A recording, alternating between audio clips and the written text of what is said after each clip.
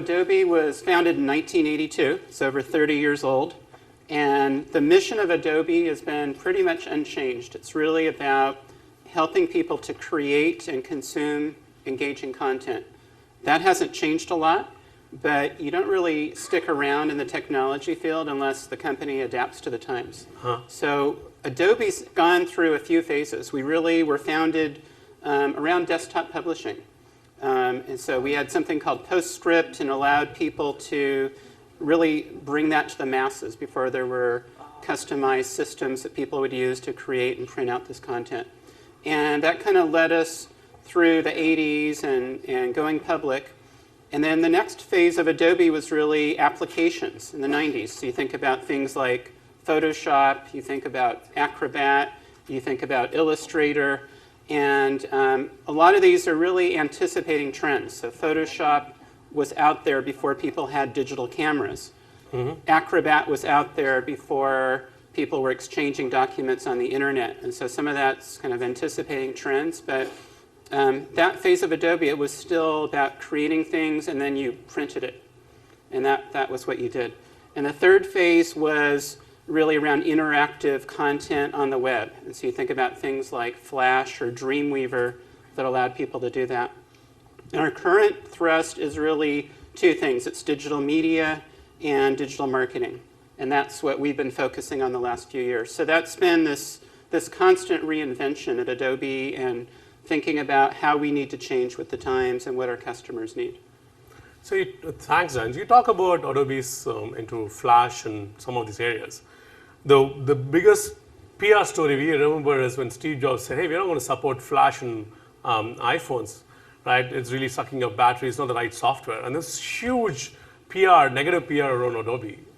Can you talk us a little bit about that part and how difficult or easy it is for all of you in the leadership? Yeah, that one, it's kind of funny because I don't think about it a lot, but people always, it's been years and people still want to know, hey, what was that all about? And so if you go back to that time, smart devices were becoming really popular, right? Tablets, smartphones, and people who were either creative professionals or publishers of content, they wanted to figure out how do I get onto these devices.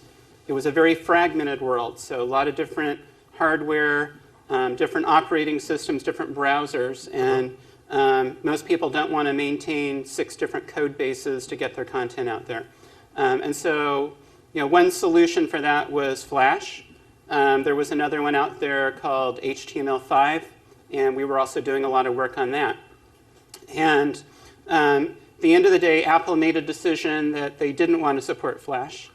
And once we realized that Flash was not going to be what the market took and accepted for mobile devices, we made that pivot very quickly to HTML5, and that was our focus. And at the end of the day, I mean, how many of you care about what format's being used for what you're reading on a device? So what you care about is what's the content that I want, and can I consume it on my device?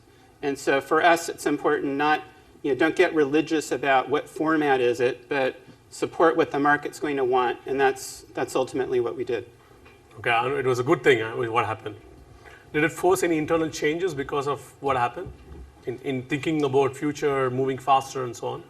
I think so. I think we, definitely, as I said, we were working on HTML5. I don't think we would have moved nearly as quickly to that opportunity if Flash hadn't played out the way that it did on the mobile devices. So I think it kind of moved us along that path more quickly. Okay, and you guys have done a phenomenal job in the last 3 years. Just look at the move into cloud. Almost like Adobe is one of the few companies which has said, I'll completely move into a subscription model. There's no more licensed software. You can't buy a creative suite and licensed software. Even a company like Microsoft or SAP or Oracle, none of them have done it. First of all, what gave the courage to go and do something like that? And how do you guys make it work? Is it working? So if I go back to about 2010, 2011, so we were coming out of the recession. We were, like a lot of companies here, we were hit pretty badly by the recession. And it causes you to examine your business and what you're doing. And so we looked at our business. We had a business which was very profitable. but also pretty mature. And so we started thinking, a lot of companies really get, I think, bound by, well, we're at this profitability level, therefore we can't go do this new thing, we can't go do this new business, and maybe every other business you look at is going to be less profitable, and then you're kind of stuck in this box. And so we needed to really think more broadly and say, how is the market going to evolve?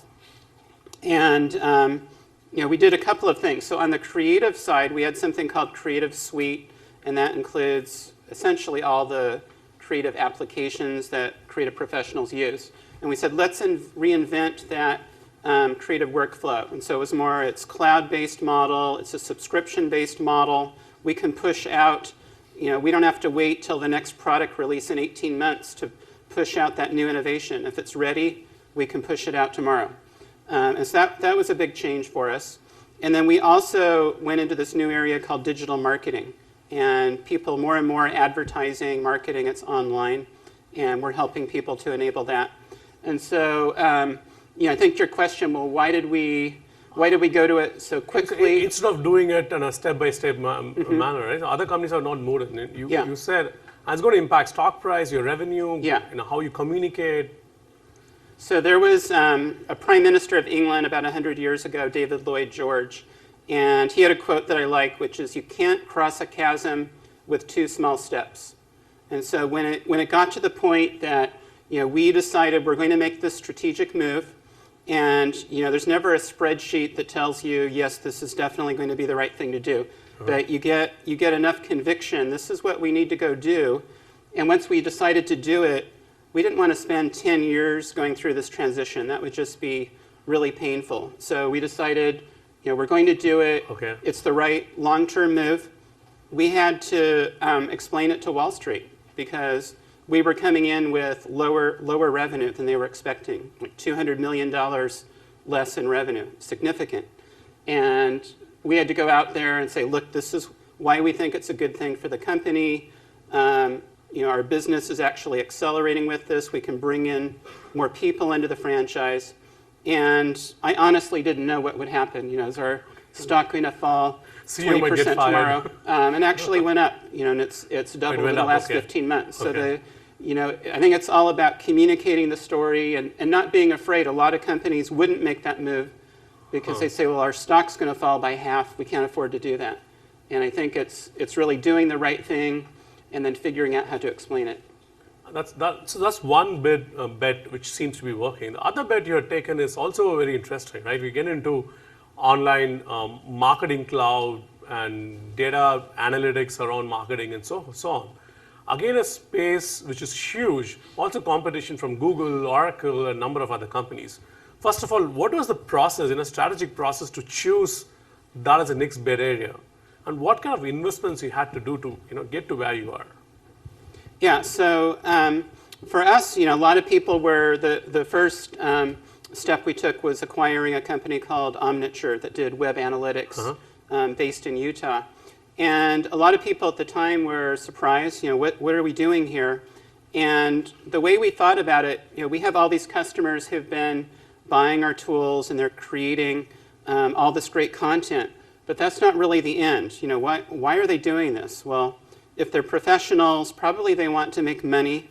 And so what are the things I need to do to make money? Well, I need to publish that content. I need to figure out how to monetize that content. I want analytics to understand how people engage with the content so I can improve it and optimize it.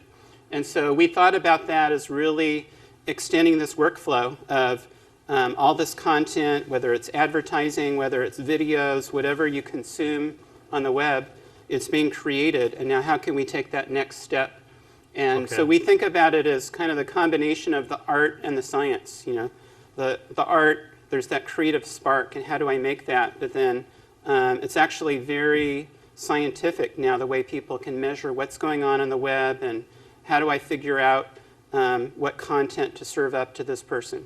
Okay, interesting. And the final question I had is, what are 1 or 2 things other technology companies should learn from Adobe's journey in the last 2-3 years? What would be your key takeaway for them? One is don't take 2 steps. when crossing a chasm, take one step. But what else? Yes, I think definitely having the confidence in being bold once you decide to do something. What I talked about earlier, which is never stop reinventing yourself. You know, it's such a fast-changing market. You got to keep thinking about what's the next thing you need to do. And there's a lot around leadership with change.